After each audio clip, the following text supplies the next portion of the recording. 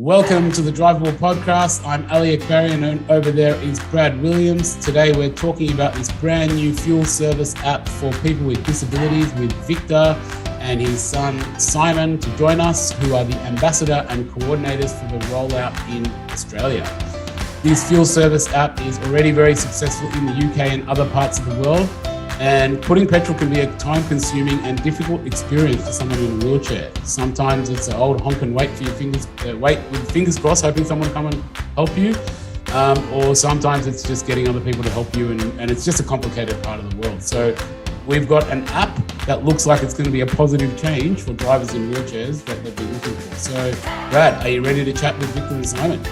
Yeah, look, they're both very passionate people. I can't wait to get this interview underway. Yeah, let's do it.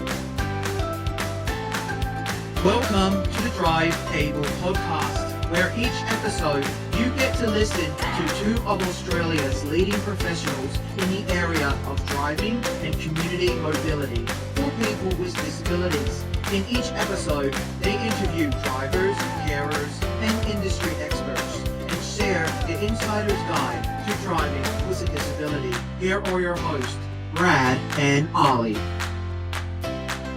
Hi everyone, I'm really excited to get into today's interview, but before we get started, we just wanted to do a quick shout out to our sponsors who make this show possible, Mobility Engineering and Williams OT.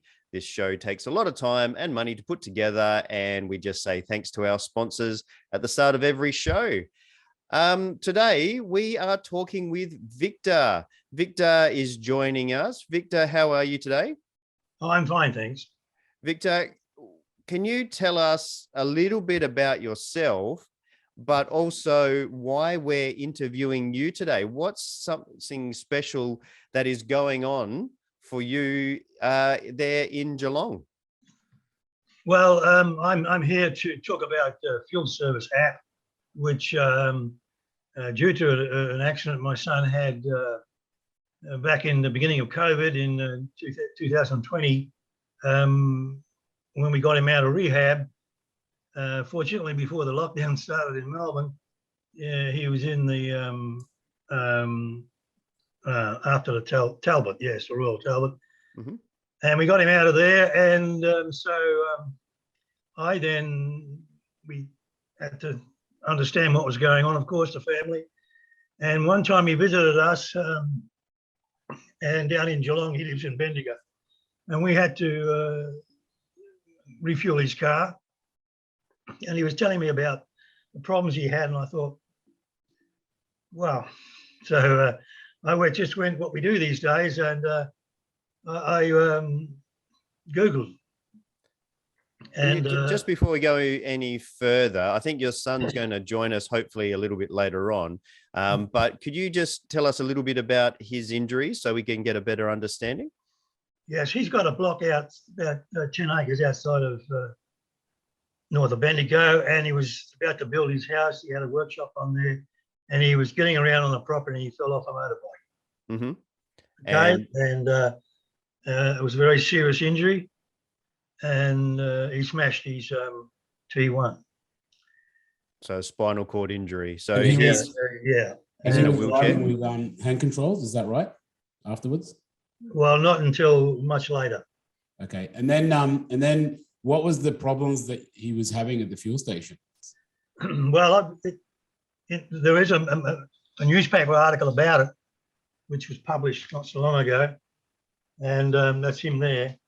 We'll put a link to that kind of stuff up in the notes as well. Yeah, I can send you that. Yep. And no, he was said he was, of course, being very new to the whole world, his new world. He got out of the car, got into his wheelchair and went round to the pump and filled up the car. And this was quite not well, need I say? But one of the big problems, he said, he got too close to the pump, and he was breathing in fuel fumes and all that sort of stuff. So the short of it all is that I found an app through somebody sent me a video clip, which I can send you, which was about what had happened in England, Europe, and subsequently Canada and America, who had taken this on board Mhm. And I thought, this is a no-brainer. I'm a retired engineer, aviation, and a military officer. I was a major and all that sort of thing. I've been around a lot and seen a lot of the world. And I sort of couldn't understand why something like this wasn't at least being looked at, or somebody had seen it, but nobody. And that's what I found out. It was what you call a dead spot. So I got in touch with the principal in the UK, and he was quite helpful. And he sent me, he said he did try and get it in here in 2016, he said. I think that's right.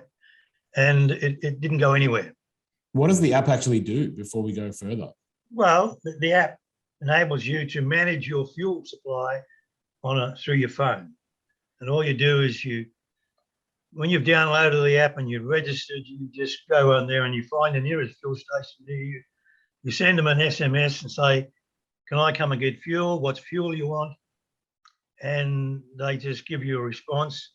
Say yes or no, come in an hour or something like that.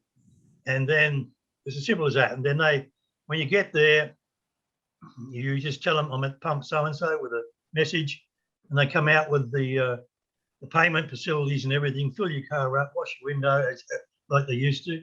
And well, that's just a bit of a joke, but anyway, I hope they do. And you're done and dusted. That's it. So it's an app where you can basically call an attendant out of the shop from behind the cash register to come out and put the petrol into your vehicle. Yeah, that's right. And organize the payment. And can you pay through the app, or do you pay directly to the petrol station? No, you pay by cash or just by Q card, whatever you want to pay. Yep, sounds pretty cool. By the normal means. Does the petrol station does each individual petrol station have to sign up to it, or is it? Yes, they do. Yep. Yes, they do. and I believe, Victor, that's been one of the hardest parts. You and I have had a bit of a chat about this before coming on the podcast. I believe that's been one of the hardest elements here in Australia is getting it in front of petrol stations and getting them to sign up. Exactly. Can I ask one question about that to help with that process, as we have other people listening and we want to try and promote this app? It does sound pretty good. When in our podcast, we've tried to get people to sponsor it, and they turn around and say, what's the benefit to me? So what's the benefit to a fuel station if they're listening now to get into something like this? Well, you could say regular customers, but I don't think that's a valid reason. The reason they go into it is to help people. Yeah. Now, what I was going to say was earlier on that Niall in England sent me the whole marketing package, presentations, his record of contacts, which were minimal. He tried Shell, Mobile Express or Shell, and got a knockback. And he'd had a representative, and I won't go into it, but didn't go anywhere. Mm-hmm. So being retired and twiddling my thumbs, and I have done sailability quite a bit. I used to do a lot because I'm a yachtsman, and of course I want to keep my hand in. And I'd be down the yacht club there with a whole team of the whole crew, and we had all the disabled people coming down in wheelchairs, and not only in wheelchairs, just as they are, as you may know, there are many people. And I did that for about 10 years, so I was quite familiar with, I think, with the problem. And when it was landed on my doorstep with my son, I was pretty fired up to say, well, this is so easy. And I went to all the main fuel suppliers because Niall in England gave me a list of people he tried to contact. And I managed to get into BP, who more or less told me to go away. I managed to get into the Woolies people, and they said they weren't in control of it, and it was Caltex. And I couldn't get a response from Caltex, and so it went on. but I'm just an individual, and I didn't try any corporate assistance. And I tried Ampol, and unfortunately, through quite a good link with my son. It's a long story. I don't want to go into it, but I've written a couple of books, right? And I've created a network of family, which from these stories I've written, and they are very active and responsive to me and to what I've done for them and family. And one of them was quite influential in the electrical trade, because my son is building a house, was trying to start building it, and so it went on. But this fellow had a contact in Middenthorpe, which is a big electrical company, and they have a Super 8 car, right? And their sponsor was Mobil. So he put me on to Mobil, and they ignored me. And then later on in the year, last year, he said, "Oh, which sponsors changed, and we'll get you onto Ampol." So I went to the head of marketing in Ampol and had a dialogue with him. And the end of that dialogue was they thought it was good enough as it is. Okay. Okay. Well, So that's a pretty well a shutdown. shut down. So I went to I said, "Okay, Ampol, you are my prime target." Oh, sorry, APCO here in Geelong. So that's a company. small independent fuel chain, is that right? And that's in the That's correct. Geelong area, really. That's No. about where they are situated, is that right? Or do they reach out from there? No, they're in New South Wales, southern New South Wales as well. They got outlets all over Victoria. They're Okay. very well What are known. they called? APCO. APCO. Yeah. I Well- can show you something on the phone here if you want to, but I'm not going to go into detail, but they're a family company based in Geelong, which in my traveling and working life, I've been in Geelong a couple of times and coming through, and we built a big hangar out at the airport because I was into 747s and that sort of stuff. And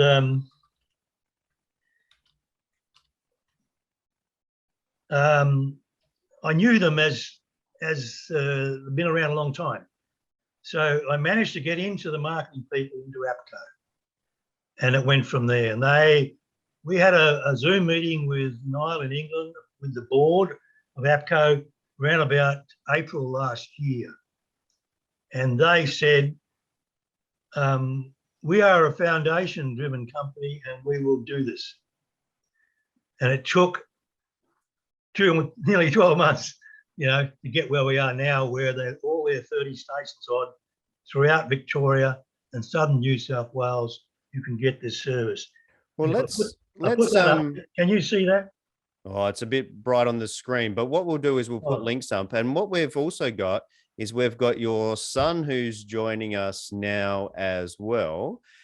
So he is That's actually a good segue. He's just joining us now. His audio's coming on and so forth. G'day, Simon. Can you hear us? Yes. Hello. How you going? Hi. How are you? Thanks How you very going? much for joining us. Ali. We haven't met yet. I'm Brad, and here is Ali, and I'm sure you know your dad there, Victor. And but he's been talking about the process to get it into APCO and the struggles that he had to get it to the point of getting it into APCO, and that's where you join us. I've got a question for you straight away. Yep. What difference does the app make to your refueling? Look, it just basically takes the stress off, one, having to get in and out of a vehicle, two extra transfers, whether it's cold, wet, whatever it is, or there's queues of people behind you. Unfortunately, APCO is one of the busiest servos in the country because of their great pricing, and obviously their whole business model is quite good. They've got great service and they're family orientated. But yeah, look, it's pretty, to me, it's more reducing the transfers. I'm days away from my 50th birthday and only 2 years into a spinal injury. So coming from a pretty physical background in terms of work, what I used to do, obviously wore quite a few joints out previously, but it is just, I've just, look, it's real seamless, easy process to go through. There's been a fair bit of skepticism from quite a few parties I've noticed with the previous groups, Victorian groups that I'm members with. Obviously quite a few cynical people thinking, well, we just want to be independent. Who cares anyway? But to me, it's more, the benefits are just, it's like chalk and cheese in terms of having, being able to organise fuel. Obviously, the locations in Victoria, even though there's 35 service stations fully committed now, is still a little bit limited if you're doing a lot of regional travel. So planning might be required, but it's a terrific thing, and hats off to the old man for putting on the boots and being project manager and organising this and getting it across the line. Do you find that you drive extra to get to the petrol station because of the service that this app provides? Would you? Not really for me, because I'm in Bendigo, regional Victoria. There's 2 APCOs on both the major highways in and out of town. And yeah, I do plan it a bit, and then occasionally you've got to, you obviously are nowhere near a service station or an APCO or a participant. But yeah, it's pretty simple. Again, a little bit of extra planning, forward thinking. We're actually, and there are other services. I mean, they even offer if you want anything out of the shop. Okay. Usually the local ones do as well. I'm on, we're 100% off grid where I'm living here, and so winter's been hell for us. So we've been running a generator a fair bit, and I even turn up there with 2 or 3 jerry cans in the back of my car and hit the button. Opens up. They're happy to fill them and load them back in there and strap them down, and away we go. Yeah. Can I just quickly backtrack for a second, just to catch up a little bit? So just to clarify, APCO has signed up to this app. Is that correct? That company? Yes. And it's just APCO currently in Australia as the only network? Yeah, that's right. Okay. And how long have they been signed up to it? Well, they started a trial back in May last year.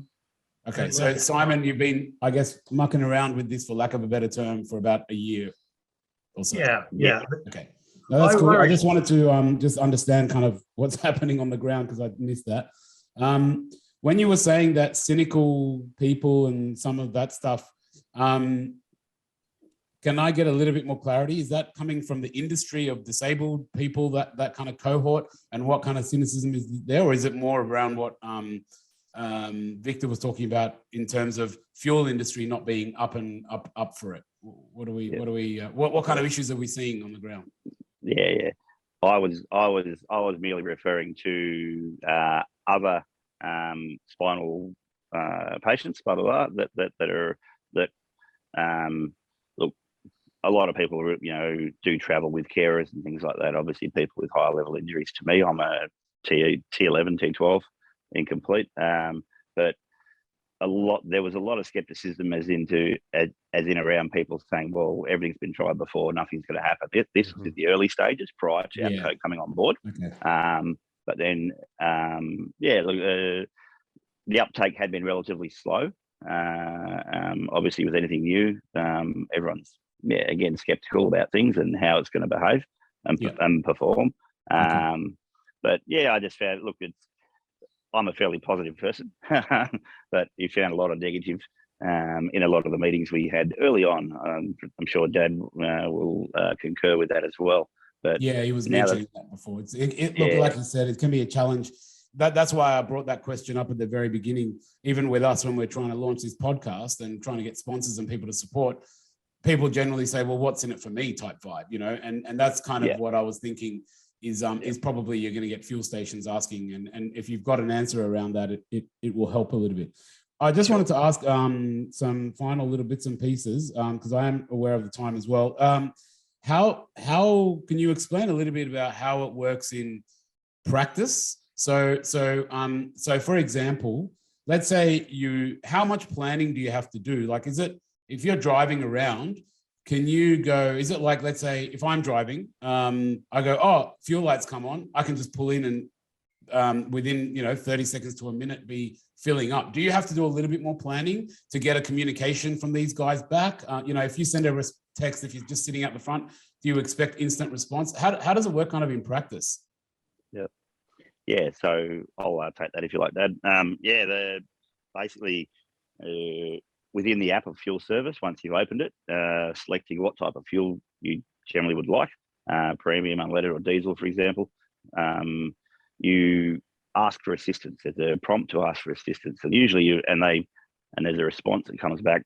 We are checking with the local station, and you will get a response within 2 minutes, for example. It's usually 2 or 3 minutes. And they respond and they say, yes, no problem. Please come within the next 30 minutes and let us know what pump you're at. And then it's merely, obviously you're doing all this while you're not driving. But yeah, once you arrive at that said service station, if you can go straight to the pump, good and well, but obviously the app codes are quite busy, so you generally have to queue for a couple of minutes. But yeah, literally letting them know what pump you're at. And they usually come out and they're waiting by the time you actually hit that button anyway as well. There's usually someone walking around the forecourt looking for you. That's excellent. We at Williams OT assist people with disabilities to drive all the time. And some of the feedback I get is that they have to wait until 11 o'clock at night to fill their car up, because that's when they know that it's quiet enough and not be under pressure to get the wheelchair out, take the time to fill it up, go into the shop, pay, come back out again, and do their transfer back into the car. If they've got a fuel light on, then you have to manage that to be able to make sure that you get to an appropriate time, or otherwise you're holding up the queue behind you. Is that taken away a lot more now, Simon? Oh, absolutely, 100%. It's literally, again, makes it simple. The locals, as I said, I'm in Bendigo, regional Victoria. They do have times that they offer the service. So, for example, if it's after 6 p.m, the Bendigo ones don't appear on the app. So it's only the actual actively serviceable stations that actually do appear. And it's similar, basically, a Google Maps type overlay. You can see where they are. So that would be peak time for them, is that right? Peak time for them. They haven't got an assistant to come out and put fuel into your car at that point. Peak time, but also staffing related. I think, so for example, the ones here between 6 in the morning and 6 p.m. at night is actually quite busy all day, and they have upwards of sort of 6 to 8 staff in the actual store, because it's a cafe come full, mini supermarket, and there's spare bodies floating around. But obviously in city areas and more, high demand areas, obviously as demand goes up, I suppose they may end up putting more, having more people available for that side of things. And the staff are always, they literally cannot do more for you. They're more than happy to actually come out and do this. Yeah. I really, really like the idea of this. Look, we've interviewed people. The first person that actually comes to my mind is John Davey, that drives around but can't get out of his car, but loves driving around. And so he can't refill. He just can't. But also the other thing is look at the picture in the background, or my background, and also Brad's background. Swivel seats. People want swivel seats because, I guess, for lack of a better term, getting in and out of the car can be a shit fight, and having to do that twice just to fill up fuel. It just seems ridiculous that you wouldn't have this service, if that makes sense. I'll give you another story. Wheelchair accessible vans driving from wheelchair, power wheelchair, driving from wheelchair, and the ramp is at the back of the car. Yeah, how are you going to get out? And a car, and long lines at the petrol station. The next car pulls up right behind you. They don't realize that there's a person actually going to need that ramp, the 3 meters behind, to be able to actually get out of the car to put fuel in their car and get around. So then they come at a time when hopefully there's nobody behind them, and they have to struggle through all of that programming their life around that type of scenario. So for me, I'm really excited by this. And the first time I saw it and got in contact with you, Victor, I've been behind this from day one. What can we do from the podcast, or what can our listeners do to try to take this further? What help do you need from our listeners to be able to get this out? Like, there's no APCO in South Australia, so we don't have this option. What can we do to get this further out and about around Australia? Well, to my mind, it's pretty straightforward. You've got to get it out into your community. You've got to get everybody who wants to get fuel in your community on board. They've got to sign up and register. Now, that's a process which doesn't cost you anything. The app doesn't cost you anything. And then you've got to educate people that it works. I know from my experience, more lately than ever, like Simon says, there's a lot of skepticism out there, and people have had lots of disappointments, I think, and they say, well, I'm going to do it myself. But my reward is getting messages from people here and around who have been euphoric almost, saying, well, thanks, Vic. I've been waiting for this. Mm-hmm. So what you need to do is get the word out in your community. I tried to get PQSA involved. They know what's going on. They say thanks very much every time I send them an update. You know how they are, don't you? Yep. Yeah. And I've tried Spinal Australia in Queensland. And what's the one in Sydney? Anyway, it doesn't matter. And I think you need thousands of signatures. At the moment, I'm in touch, and Niall in England can tell me how many people have signed up. When I started, there was less than 300. Right? This was back in very early days of trying to get the word out with Aqua, putting an article in their Spire magazine, and trying to educate people, going to their little meetings, their Zoom meetings, and Simon joined in most of those. But it is just getting people on board, the people who need it. I think also I'd like to put a call out there to the community to maybe even call out and put pressure on the big fuel companies, because the thing is that, as you said, what they're getting out of it is looking after their community, and they do have a big social responsibility there. And as a big fuel company who's making billions of dollars in profits every year, no matter how cheap oil prices get, they still seem to be making billions of dollars. So I'm sure that they can, pull the finger out a little bit and help a part of the community. So I think it'd be good for the community to get out there and put that pressure on the fuel stations as well. Absolutely, absolutely, because they're not going to listen to you. It's the bottom line. I worked in a corporate industry. I used to work for Boeing at one time before I retired. It's a pretty big organization, and I do understand what drives, I believe I do. And often I think you just can't get the message across. A person like me, I can't. But it's people like you as a community, because one of the first things I said in an article in the Spire magazine of Aqua way back, I think it was April last year. And I wrote a little article for them, and they published it. And the bottom line at the end said, what we need to get is 5,000 at least people putting their hand up to the oil companies and saying, we want this. That's what we need. And it still hasn't hit 5,000, by the way. Yeah. Yeah. Well, what I'm going to, how many people are there, you think? Yeah, I'm going to put it out there right now. If you're somebody with a disability and you think this is a great idea, and you would like to see it in your area, or even if it's in your area and you advocate for it, I want you to say, yes, please, in the show notes section, in the comments section for this podcast. It doesn't matter where you're listening to this, whether you're listening to this on SoundCloud or you're listening to it through the Instagram page or on YouTube or wherever you're listening to this, make sure you, in the notes at the bottom of this podcast, make sure you say, yes, please, me too, or something like that, so we can create a bit of a groundswell, and we might be able to use this to take it further, to show the interest just from this podcast alone. And what I'm hearing is also download and register with the app as well. Is that right?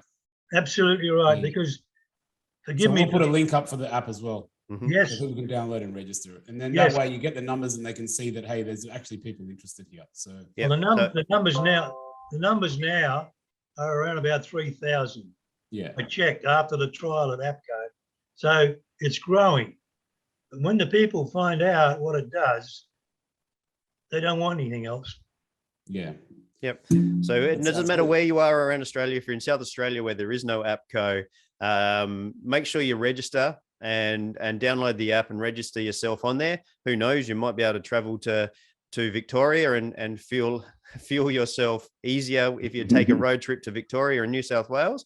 But look, let's get as many people onto this app as we possibly can, and the fuel companies will be able to see, look, all of these people are just waiting for fuel and to be able to use the app, and that'd be great. And if anyone has any other big ideas or has any contacts, please contact us and we'll put you in touch with Victor and the team and they can do something there. So that's pretty cool. I guess could be time to start winding up. Yeah, we've gone over again. We always do. Yeah. Just, There's so sorry, much- guys. Can I just add one more thing? Go for it, Simon. Yeah. So as well as just, we are all in a spinal sort of community at the moment, but this is not aimed at just people with a spinal cord injury or in a wheelchair. It's anyone who has a mobility issue, whether they're aged, for example, and also, someone might go into hospital and have a hip replacement or something like that, and they're going to struggle getting out of a vehicle, even if it's only temporary. So that should hopefully give us an even greater number of participants who, again, it's just numbers on a page, and that's what we need. No, that's really good. So I guess let's wind it up. But just before we ask you, we always ask a final question. And we've had some great answers over the last podcast. But before we want to ask you that final question, we want to quickly acknowledge the sponsors who make this show possible. And they are Mobility Engineering and Williams OT. So we might see who wants to, or maybe both of you can give us one. So we've learned over this podcast that cars are more than just from getting from A to B. Is there a memory or a special thing that you've done in your car that you want to share with us? Let us know what you think about that. Something cool that you might do or have done that no one knows about, or let us know something different about the cars. Victor. Well, I think I'll defer to Simon. Well, we're going to get one answer. Yep. Does that mean I got two? No. Look, I just find that, particularly, again, being very new to the spinal community, but that day when I got my license back and being able to get in the car and go for a drive was just, it was just an amazing thing, and just gives you that one step close to being a bit more normal again. I mean, we are normal, as we were saying, but you've got your independence back and mobility. You don't need to rely on anyone. So again, all these things relate to obviously getting back to normal, back to work, blah blah blah, and contributing to society. And again, although it's fossil fuels and we're supposed to be going green, for now it's like that's not in my major concerns. It's more about just being able to be out and about and be independent again. Yeah, no, that's really good. Fantastic. That's a great way to sign off.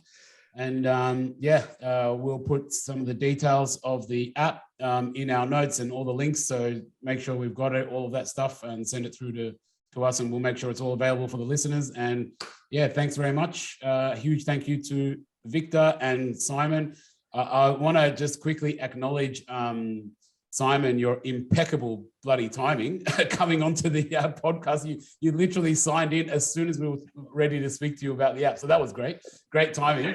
We didn't have to do any up and down or editing around that. So that's good. So thanks very much, team. And we're going to cut out now and review some 3 learnings and come back and share that with the rest of the listeners as well after we say goodbye to you.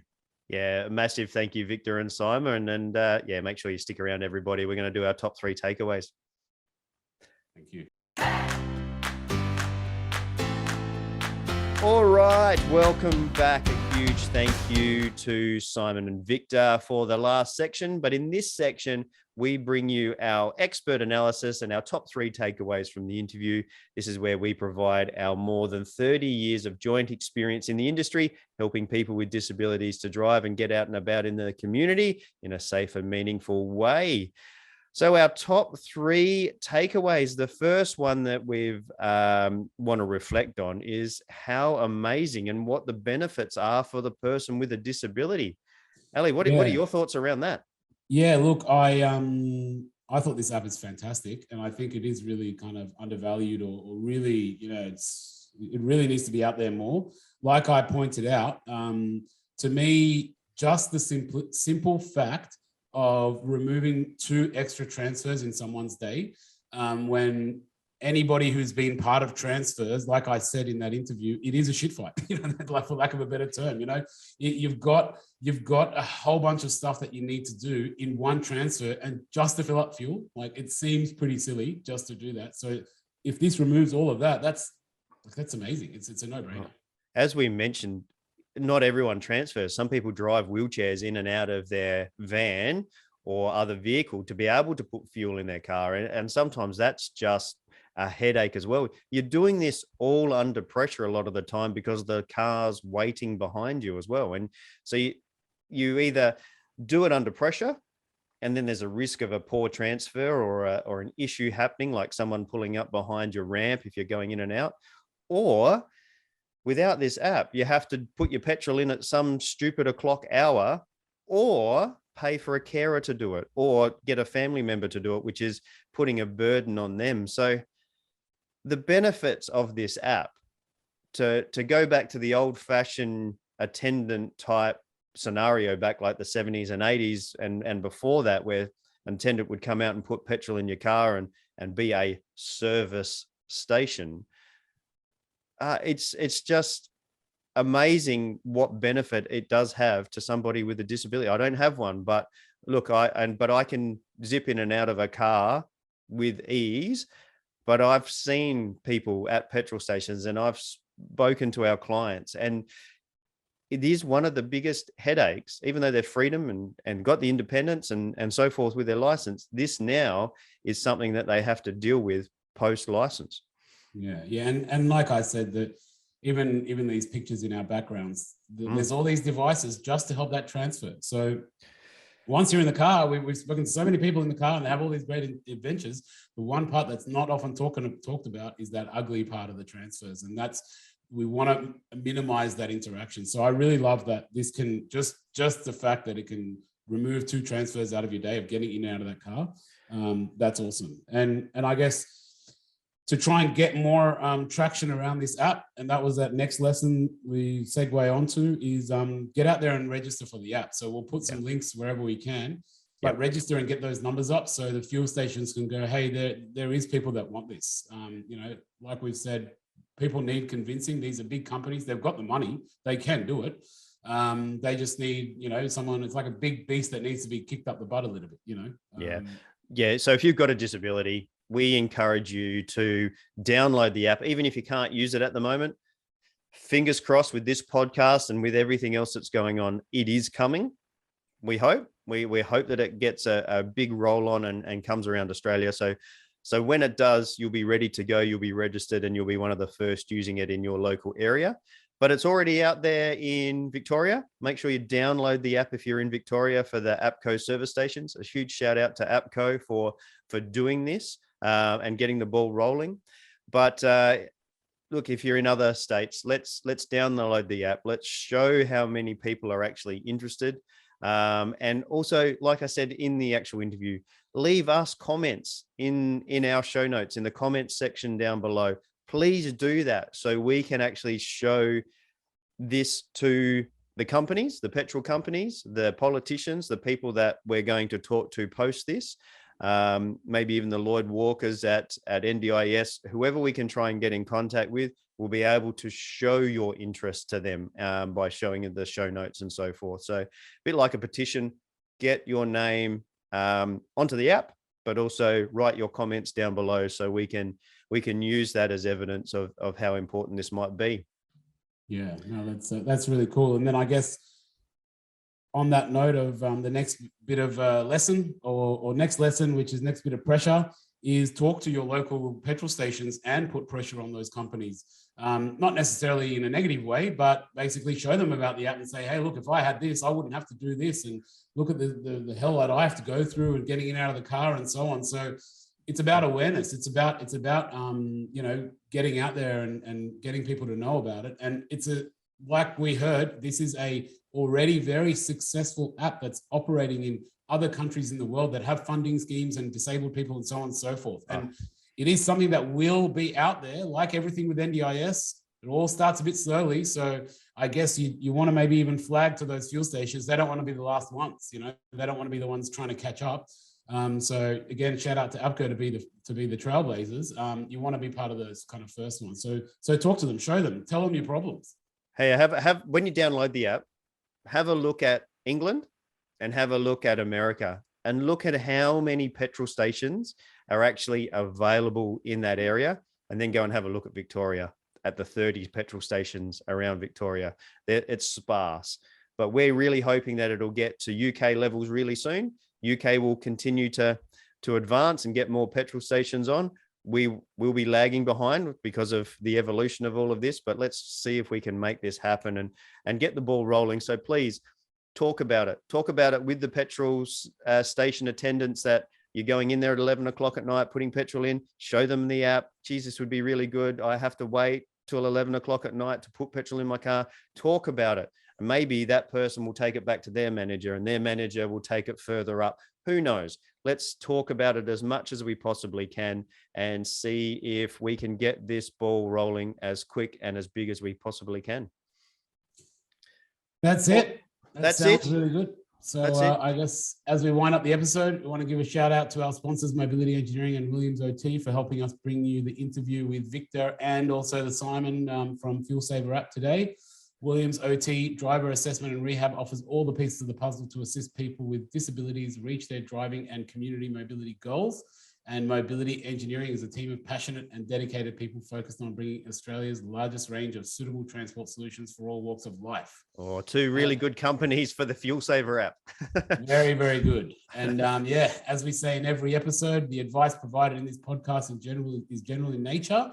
So if you have any queries about what you can do and what will work for you, get in contact with your local OT or mobility dealer and set yourself up with a trial, because trials really do put you into that driver's seat. So thanks, Brad. Yeah, no worries, Ali, and a huge thanks to Victor and Simon. And let's see if we can make this happen, everybody. We need you all on board to increase awareness about this app so it picks up momentum.